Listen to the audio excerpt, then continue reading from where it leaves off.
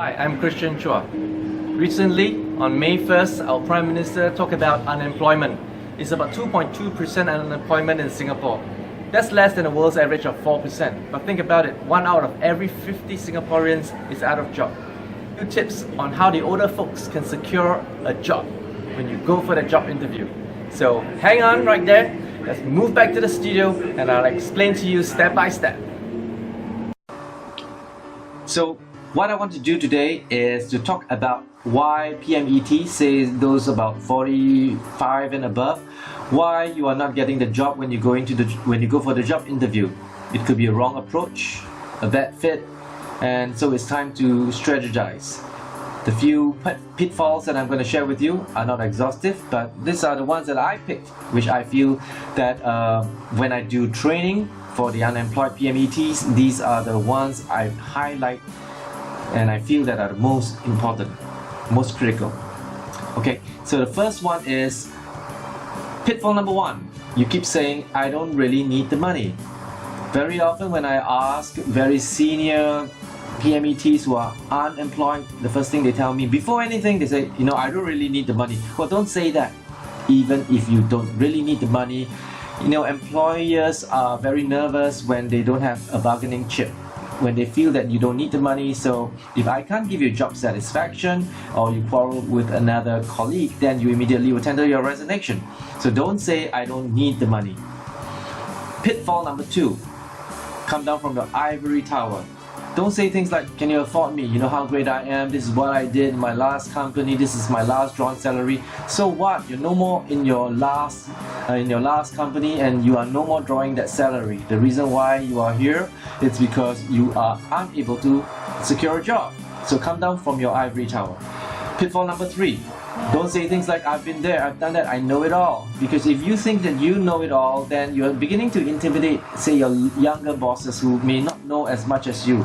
Rather say things like, I'm willing to help you, I'm willing to share my experiences. If you are very difficult to control, the younger generations will rather hire someone younger and easier to control. Pitfall number four, I am this, I'm that, this is who I am. You sound like you already have a fixed mindset and not willing to change. This is how I do it, this is who I am, this is how we did it in the last company. No, you can't. Because if you sound so old school, then people will say, I'd rather hire a young bamboo which I can bend. Okay, because there's a saying, you can't teach old dogs new tricks. So what do bosses dislike about older workers? Number one, they feel that they are slower and less productive. And somewhat true, isn't it?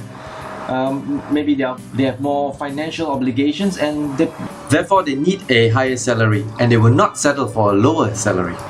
What else they think about older workers? They have old school thinking, they are dated, they were in education 50 years ago, 40 years ago. So they're learning something from the old syllabus and they're much untrainable because they always have a fixed mindset after a certain age. Lastly, they don't hire older workers because a lot of them have fixed mindset and they feel that they are uncontrollable because maybe in this Asian society, seniority is really respected. I mean, the older you are, we always teach people to respect the elders, whereas perhaps in a Western country it's more meritocracy and older people have no problem looking for younger bosses. Okay, so this is basically the mindset that I encounter when I do workshops like these. So how do you get hired? Number one, appear more energetic, speak faster during the interview, sound robust, sound like you still have a lot of energy and a lot to contribute. Number two, assure that you are comfortable financially, but you still need the job. A very good balance. I'm comfortable, I'm not desperate, but I do need the job. So that's a very nice sweet spot. Number three, look current. Refresh your wardrobe so that you don't look dated. Sound current. Don't talk about old school stuff. Go read up on something new. Talk during the interview like you are quite up to date. Number four, show that you have acquired recent knowledge. So when you speak about things that are current technology, you don't sound that like a date would, that they're hiring someone from the past. Number five, sound like you're easy to get along. drop your fixed mindset.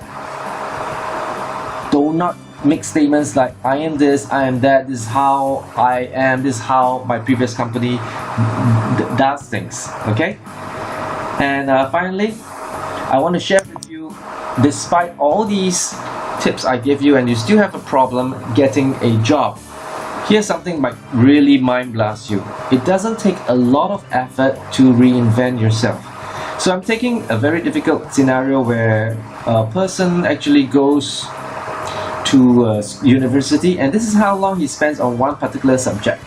You spend, say, about 4 hours in a lecture for a particular subject, then the lecturer spends another about 4 hours on tutorials. So in a total, a week you spend 8 hours on a subject. In one semester, that's 10 weeks, you spend 80 hours. In 1 year, it's 3 semesters, and you multiply that by 80 hours, you get 240 hours. So in 1 year, you master that subject. If you take that 240 hours, divide by 8, and you squeeze them, you actually spend 30 days. If you spend 30 days studying on that subject, 8 hours non-stop, you would have acquired that kind of knowledge. So what am I saying? In 30 days, you can actually learn a new subject. But that's not all. I also want to highlight to you are, these are full-blown subjects, perhaps like economics or accountancy, but there are courses out there that can span anything from 2 days to 3 weeks to 4 weeks, and then you have a new skill set. And since you are unemployed, if you put the time in, you can come up with a new skill set, new certification, and I'm sure you can find a job. Okay, so that's the mind-blasting tip for today, and I hope you get hired. I hope you enjoyed the video, and if you need to ask any more questions, please write to me directly and I'll answer you the questions in my next video.